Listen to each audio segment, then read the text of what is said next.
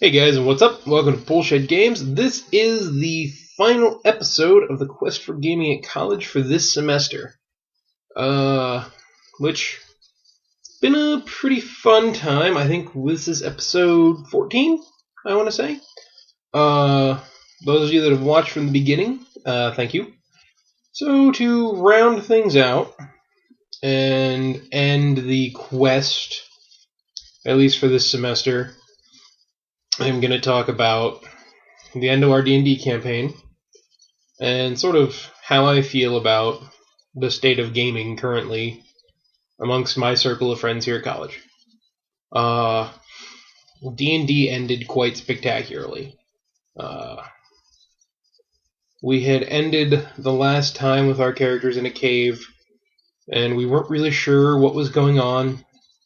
Well, we pressed farther into the cave to explore a little bit deeper, and came to find out, we came to a crossroads, and once we get into the cave, every turn we made was a left turn.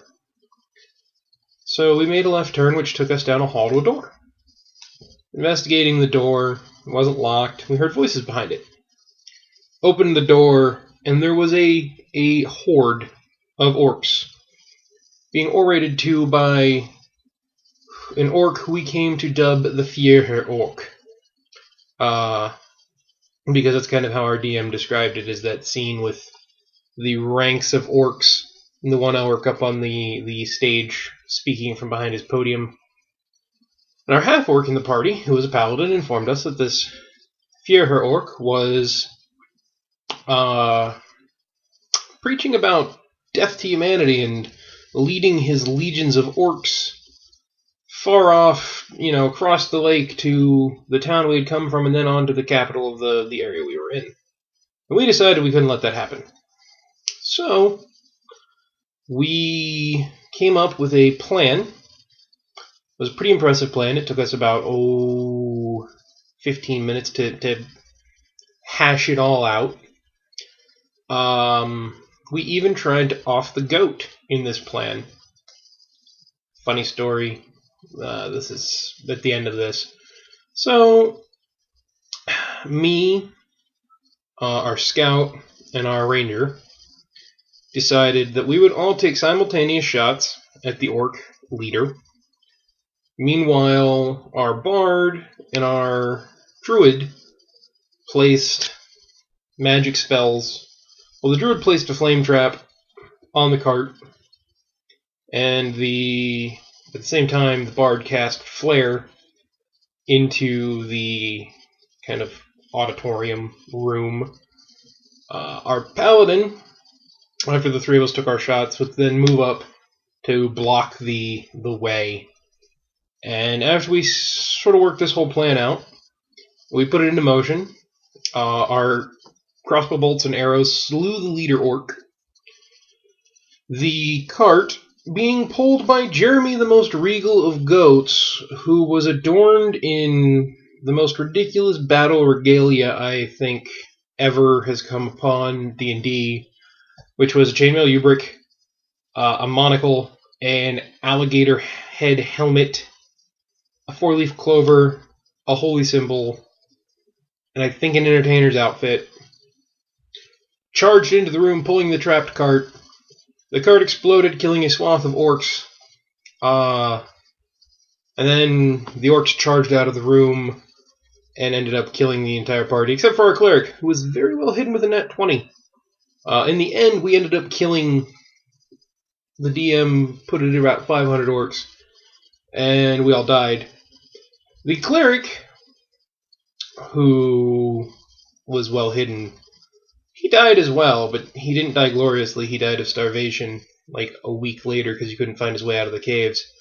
However, he did pen the story of our heroic deed for other generations to find. So that was how the story of our not-so-heroic adventurers ended. And the goat somehow survived. At least we think it did, because the DM didn't tell us one way or the other if it lived or died. If it lived, I personally think it's an evil shapeshifter who orchestrated the entire event. I might be wrong, but I think that's what it is if it lived. But it was a really fun end to a really interesting campaign. We've already talked about what we're going to do for next semester. I think I volunteered to be the cleric, which is fine with me. I don't mind playing cleric. I think we're going to try to actually get more things done next semester than we did this semester, quest-wise. But that was the end of D&D, kind of the end of the gaming season here at college. I am going to run a short session tonight for my players in Savage Worlds, but that's not going to be really anything extensive. That's really not going to get in-depth until next semester.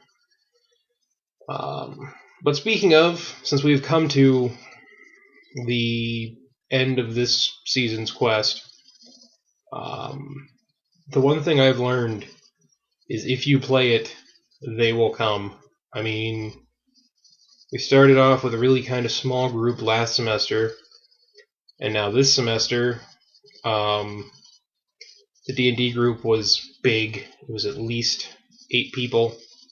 I found a secondary group for Wednesday nights.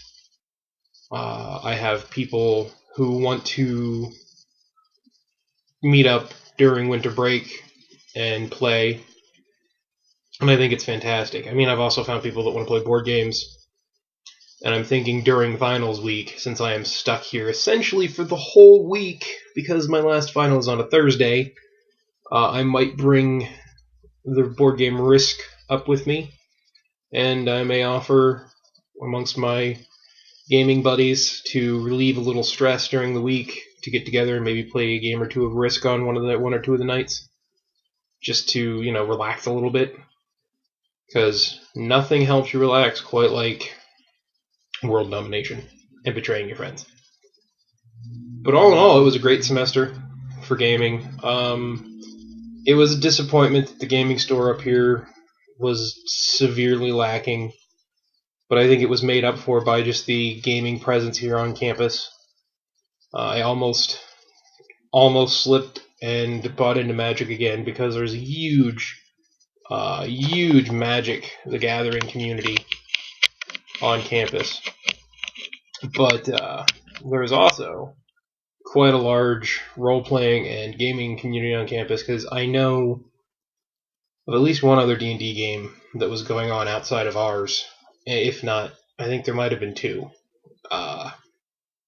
So it would be really great that I might try next semester is to at least get to know even more of the people in the gaming community, and it gives you options of people to talk to and people to invite to play games, and it's always fun to grow your local gaming community.